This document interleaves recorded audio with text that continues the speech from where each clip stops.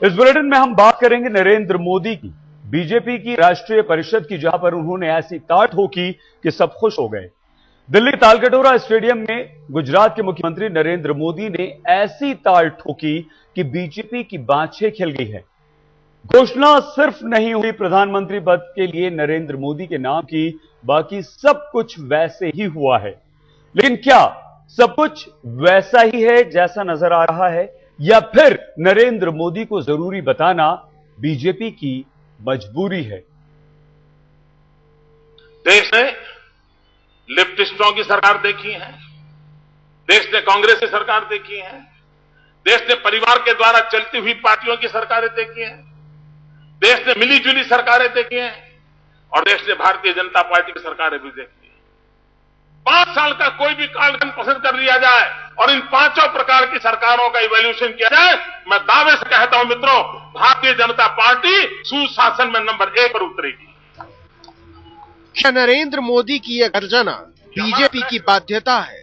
क्या जिस नरेंद्र मोदी को बीजेपी ने जरूरी बताकर पेश किया है, असल में वो उसकी मजबूरी है? और अगर ये मजबूरी है तो क्या है? दरअसल बीजेपी को दिल्ली में एक ऐसे नेता की सख्त जरूरत थी जो लोकप्रिय, सक्रिय और सबको स्वीकार्य तीनों हो। इन तीनों शर्तों की सीढ़ी पर चढ़कर सिर्फ मोदी ही तालकटोरा पहुंच सके तो ताली भी उन्हीं पर बजनी थी। भाइयों बहनों, अंधेरा घना है माना कि अंधेरा घना है, लेकिन दिया जलाना कहां मना है। प्रधानमंत्री की कुर्सी तो बीजेपी में ठग्गू के लड्डू हो गई थी। हर कोई चख लेना चाहता था। जैसे जैसे चुनाव करीब आ रहे थे, छिपे हुए महारथियों की दबी हुई महत्वाकांक्षाएं हिरन की तरह कुलंचे मारने लगी थी।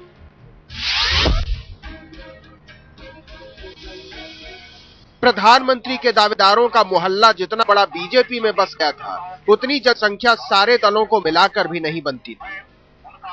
स्वर्गीय बाल ठाकरे सुषमा स्वराज को सबसे काबिल बता रहे थे तो नागपुर वाले नितिन गडकरी चुप थे, लेकिन मन में लड्डू वो भी बांध रहे थे। एप्रोप्रिएट टाइम पर पार्टी इस बात का निर्णय करेगी कि कौन प्रधानमंत्री का उम्मीदवार होगा। प्रधानमंत्री पद के लिए आडवाणी की प्रतीक्षा अब अनंत तक जा पहुंची है। कहा भले कभी ना हो, लेकिन मन का मोम उम्मीद की आंच से जब तब पिघल जाता है। बिहार वाले सुशील मोदी नीतीश कुमार का नारा लगा देते हैं बीच बीच में। नाम में क्या रखा है? कोई राजनाथ सिंह का नाम उछल देता है तो कोई जेटली को खुश कर देता है। इस अध्याय पर अंत लिखना पार्टी के लिए जरूरी था।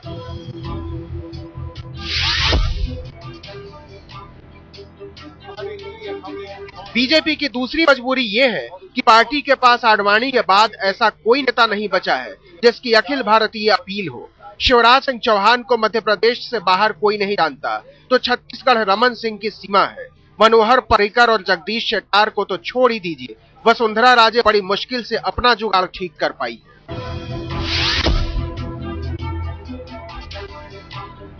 अब दिल्ली वालों को देखिए, मुरली मनोहर जोशी बुजुर्ग हो गए हैं। सुषमा स्वराज बोल बढ़िया लेती हैं, लेकिन अपनी ही सीट जीतने में 70 टोटके करने पड़ते हैं। इसके बाद बचे रविशंकर प्रसाद, जसवंत सिंह, यशवंत सिन्हा और अरुण जेटली टाइप के नेता, तो वो खुद ही बहुत बेचारे हैं। प्रधानमंत्री पद की दावेदारी को लेकर विकल्पहीनता और शीर्ष नेताओं के आपसी झगड़ों से जूझ रही पार्टी को इस सब से निपटने का एक ही तरीका सूझा, नरेंद्र मोदी के कद को बड़ा करके दिखाना। नरेंद्र मोदी पार्टी की मजबूरी भी बन गए हैं, क्योंकि फिलहाल पार्टी में ऐसे नेता का अभाव है जो सिरे से कार्यकर्ताओं की भी पसंद हो और जिनके नाम पर सहमति बनाने की कोई ठोस वजह भी हो। बीजेपी की अगली मजबूरी यह है कि गुजरात में मोदी का विरोध करने वाले लोग अपना हश्र देख चुके हैं, इसलिए वो मोदी की महत्वाकांक्षाओं को दरकिनार करने का जोखिम नहीं ले सकते। नतीजा ये कि आडवाणी भी अपने शिष्य पर सिमट कर रह गए। तो मेरे मन में ये आ रहा था कि ये जो भाषण हो रहा है, इससे बढ़िया कोई समापन का भाषण नहीं हो सकता। और इसीलिए अगर मैं निवेदन करूं अध्यक्ष जी से कि यद्यपि मुझे कहा गया है और लिखा भी गया है, तो भी अगर इसी को समापन का भाषण मान लिया जाए। बीजेपी इतनी सारी मजबूरियों को एक साथ नहीं ढो पा रही थी, इसलिए उसने मोदी का कंधा मांगा। मोदी तैयार हो गए क्योंकि वो गुजरात से बाहर अपना विस्तार चाहते हैं। इस विस्तार का मतलब प्रधानमंत्री ही होगा, ये कहने में बीजेपी की जुबान अभी अटक रही है। अंजना कश्यप और रीमा पराशर के साथ अमिताभ सिन्हा, दिल्ली, आज तक। बीजेपी की राष्ट्रीय परिषद की बैठक जो कि दिल्ली के तालकटोरा स्टेडियम में हुई, इसे नाम तो दिया गया था मंथन बैठक, लेकिन ये मोदी की भजन बैठक बनकर रह गई। कांग्रेस को जी भर के नरेंद्र मोदी ने कोसा। कांग्रेस का पूरा इतिहास पढ़कर याद करके नरेंद्र मोदी आए थे। शास्त्री जी से शुरू किया, सीताराम केसरी से होते हुए नरेंद्र मोदी सोनिया गांधी तक पहुंचे। देश के हितों को एक परिवार के हित के लिए बलि चढ़ाना, ये कांग्रेस की परंपरा रही। भाषण देना अगर कला है तो नरेंद्र मोदी इस कला के कर्तव्यबाज। विषय और आरोप अपनी जगह, लेकिन भाषा नरेंद्र मोदी के कंठ से निकलकर पानी बन जाती है। काल में देश को योग्य प्रधानमंत्री देने का सामर्थ्य नहीं था। दिल्ली के तालकटोरा स्टेडियम में ये पानी बहा तो कांग्रेस डूबती चली गई। बीच का एक कालखंड आया था जब कांग्रेस पार्टी के अध्यक्ष के नाते सीताराम केसरी को पसंद किया गया था, जैसे किसी नाइट वॉचमैन को बिठा दिया है, और मौके की तलाश में थे। कोई मजबूत व्यक्ति, कोई योग्य व्यक्ति कांग्रेस पार्टी का अध्यक्ष न बन जाए, वरना इस परिवार का आगे क्या होगा। इस परिवार को जिन से खतरा होता है। राजनीति की साहित्यिक व्याख्या के बाद तालकटोरा स्टेडियम मोदी के नाम हो चुका है।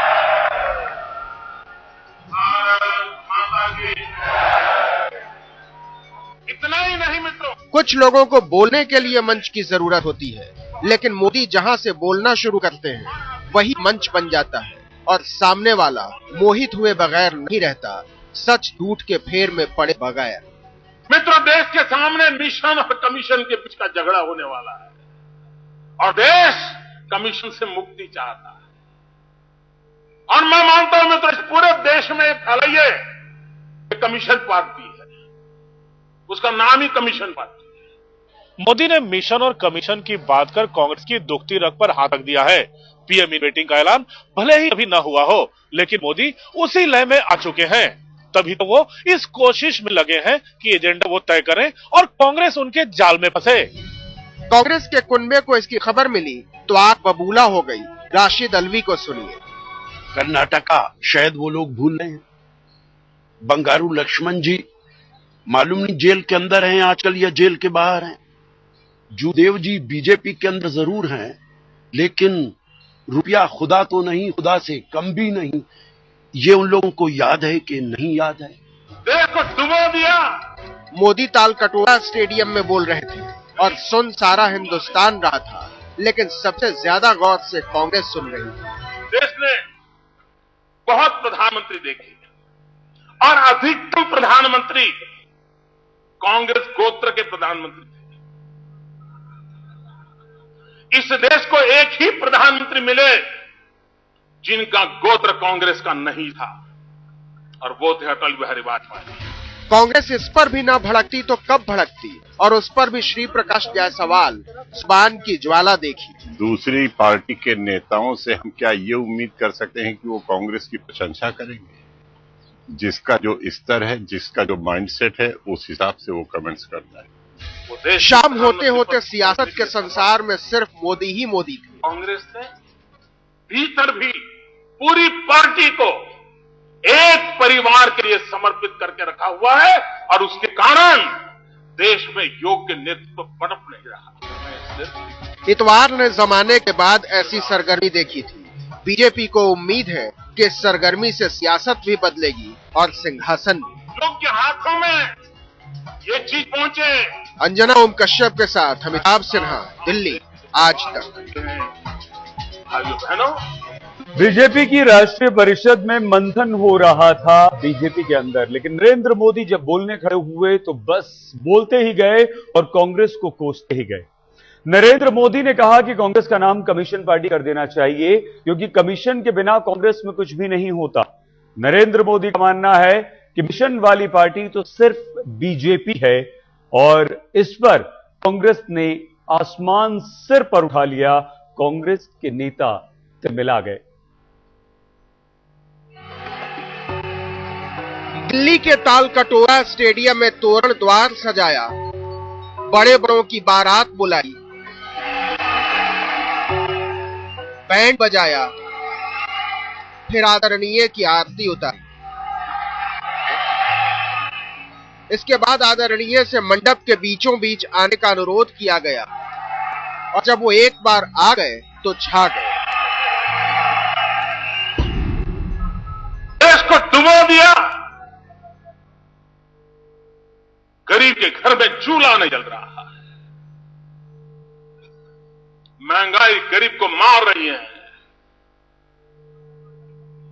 और दिल्ली में बैठी हुई सरकार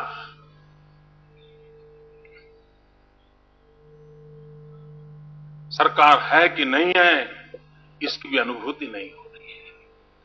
देश को महसूस नहीं हो रहा। आरोपों के इस अनुष्ठान में आहुति डालनी थी। मोदी इस कला में माहिर हैं। क से ककहरा शुरू होता है, कहा क से कांग्रेस, क से कमीशन, अपने लिए मां रख लिया, मां से मोदी, मां से मिशन। अगर आप भारतीय जनता पार्टी के कार्यकलाप को देखें, उनकी बातों को सुनेंगे, उनके व्यवहार को देखेंगे, तो कहने की जरूरत नहीं पड़ती है कि BJP is with A mission. और जब कांग्रेस के कार्यकलापों की बात करते हैं, देखते हैं, तो तुरंत पता चलता है कांग्रेस इज फॉर कमीशन। बहुत करीने से आरोपों की ईंट लगाई थी बीजेपी ने। गिरती हुई इमारत बुलंद करने का सवाल है, इसलिए मोदी को मिस्त्री बनाया है। लेकिन इतिहास सबसे बड़ा इंजीनियर होता है। वो तथ्यों को सुविधा के साथ नहीं, संपूर्णता के हिसाब से देखता है।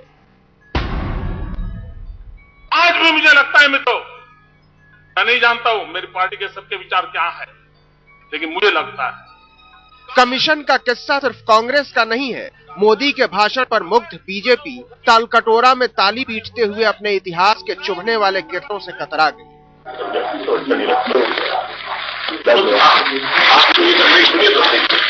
दिलीप सिंह जूदेव उसी छत्तीसगढ़ के सूरमा थे, जहां के मुख्यमंत्री रमन सिंह को नरेंद्र भाई जंगल की तरक्की का सबसे बड़ा जागीरदार बता रहे हैं।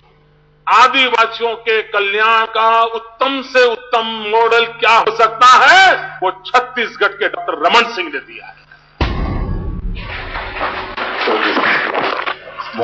कांग्रेस पर कोड़ा चलाते हुए मोदी कमीशन की अध्यक्षता के इस अध्याय से भी कतरा गए। सुशासन की संस्कृति का ये भी एक चेहरा है।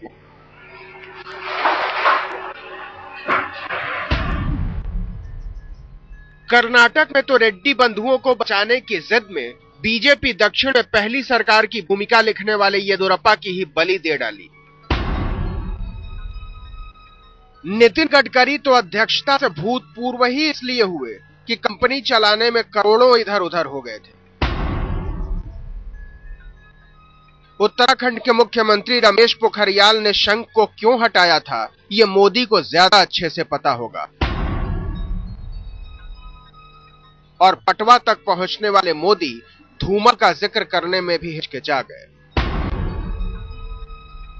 नैतिक अपराध की इन तस्वीरों को मिटाने के लिए बीजेपी मोदी के पराक्रम के भरोसे है। अबोझ की भाषा से असली इतिहास को झुठलाने की तैयारी है। भारत के सार्वजनिक जीवन के लिए कांग्रेस एक दिमक की तरफ फैल गई है और भारतीय जनता पार्टी के कार्यकर्ता को दिमक को खत्म करने के लिए कितनी मेहनत पड़ती है हम जानते हैं। इधर से खत्म करो तो उधर निकल गया है। ये दिमक रूपी जो कांग्रेस विकृतियां हैं, उससे नष्ट करने के लिए एक ही दवाई काम आने वाली है दोस्तों।